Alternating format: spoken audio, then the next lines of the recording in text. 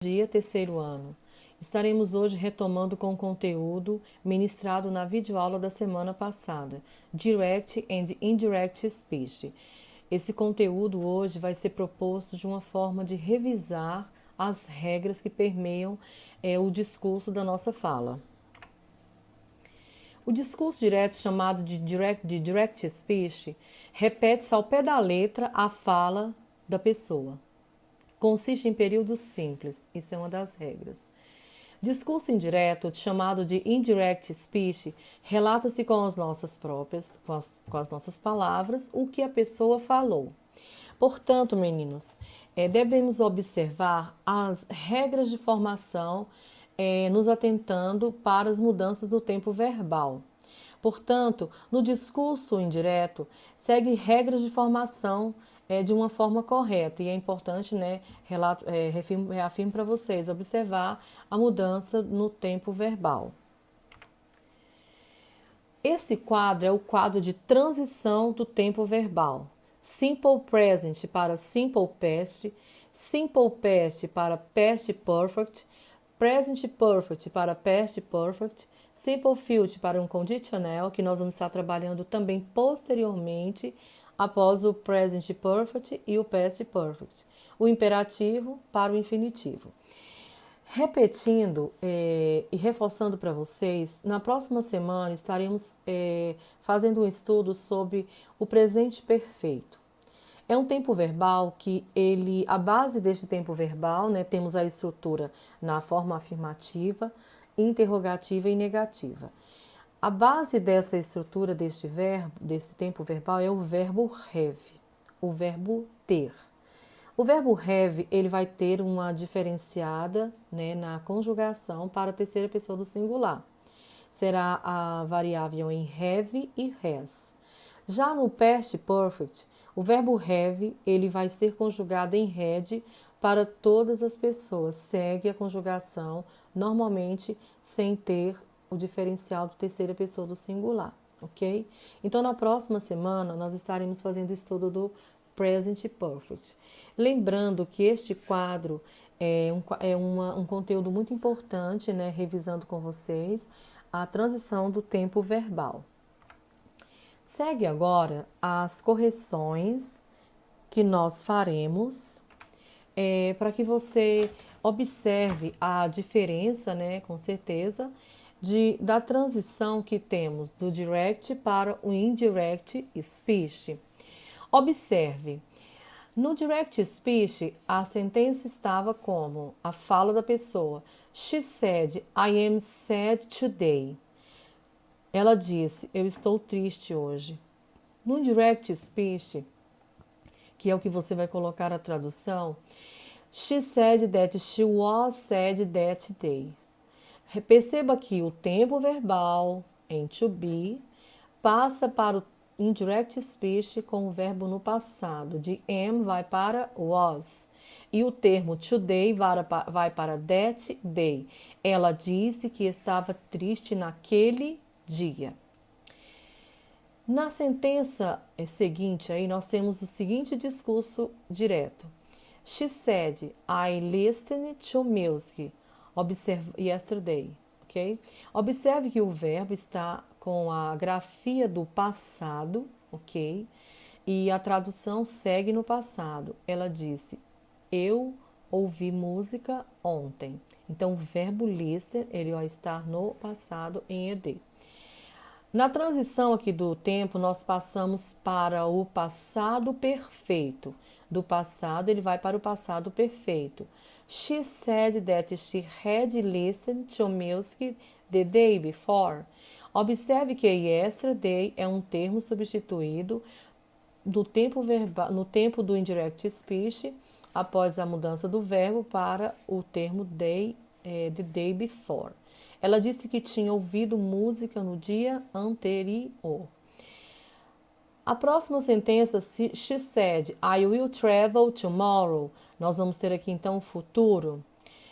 Aqui nós vamos ter então a tradução. Ela disse, eu vou viajar amanhã.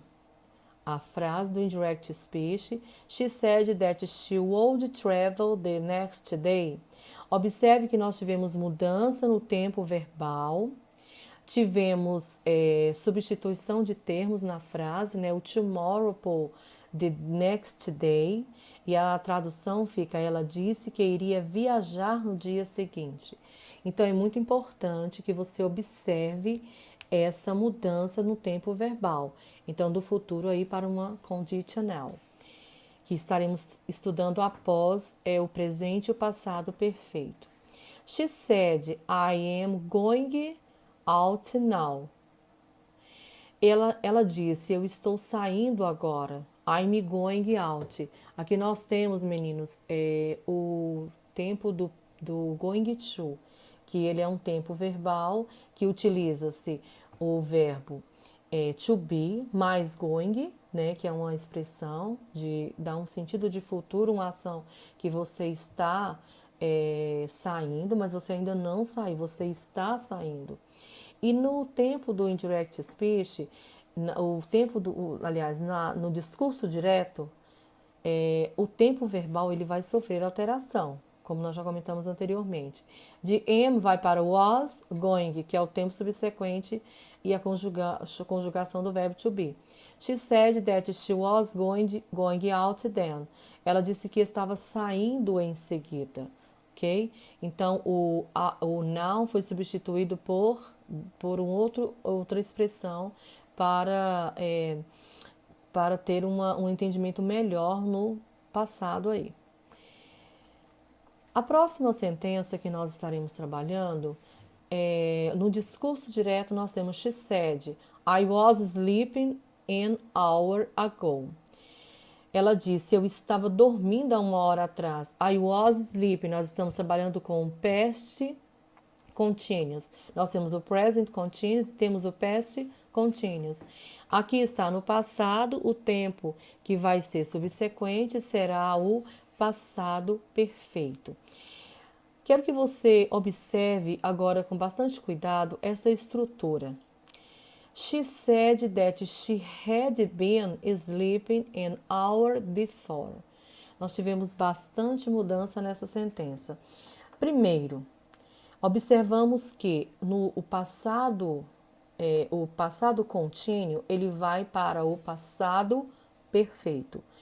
O passado perfeito, ele tem uma estrutura que nós vamos estar trabalhando, mas perceba que nós utilizamos o verbo have no passado, mais o been, mais o verbo principal com o ing. Então, aqui nós temos, menino, o passado contínuo, ele vai para o passado perfeito contínuo, que é um tempo que envolve essa estrutura, como eu estava comentando com vocês, que ela vai envolver aí, no caso, 3 verbos. E nós vamos estar trabalhando com mais clareza para que você possa ter uma melhor compreensão deste tempo verbal. No próximo exemplo, nós vemos a seguinte sentença. She said, I have studied here. Ela disse, eu tenho estudado aqui. Nós temos aqui, então, o presente perfeito. É uma estrutura totalmente diferente. Nós usamos o verbo have, mas o verbo principal, ele permanece no passado particípio. Mas o que será isso, meninas? Os verbos regulares, eles vão seguir a mesma estrutura, studied, a mesma estrutura do passado simples, no passado particípio. Já os verbos irregulares, eles vão sofrer alteração, que é aqueles verbos que a gente consulta numa lista, que para isso nós vamos estar orientando vocês. Aqui no indirect speech, nós vamos ter a seguinte frase. She said that she had studied there. Observe que do presente perfeito vai para o passado perfeito. A única coisa que nós tivemos de alteração no tempo verbal foi do have para had. E studied, que é o verbo principal, permanece com a mesma grafia do passado. E ao invés de here, nós vamos usar there. Ela disse que tinha estudado lá. No penúltimo exemplo que nós temos, ela disse, I can do this. eu posso fazer isso. She said that. Ela disse que. She could do that. Ela poderia fazer aquilo. Aqui nós temos, meninos, a mudança de tempo verbal dos verbos modais, que são verbos que são estudados separadamente do estudo dos tempos verbais dos verbos de ação. Por quê? Os verbos modais, eles são verbos que eles vão expressar conselho, obrigação, proibição, permissão. Então, são verbos que são estudados de forma diferente. O passado de can é could. Por isso que aqui nós temos no presente can, I can do this. E no passado nós temos she could do that, que poderia fazer aquilo, ela disse que poderia fazer aquilo, ok? O último exemplo nós temos aqui no direto. She said I must work. Ela disse eu tenho que trabalhar. No discurso indireto, nós temos a seguinte frase: She said that she had to work. Então, nós temos aqui um tempo verbal também que vai sofrer esta alteração em um outro tempo verbal. Então, meninos, a tradução fica: ela disse que tinha que trabalhar. Então, meninos, nós estaremos encerrando aqui a nossa revisão da semana passada e a correção das atividades propostas.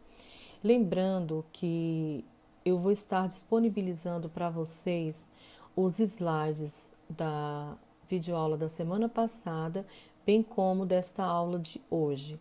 Estarei disponibilizando para vocês. Se vocês quiserem registrar no caderno de vocês o conteúdo para o estudo particular de vocês, fiquem à vontade. Tenham um bom dia e bons estudos.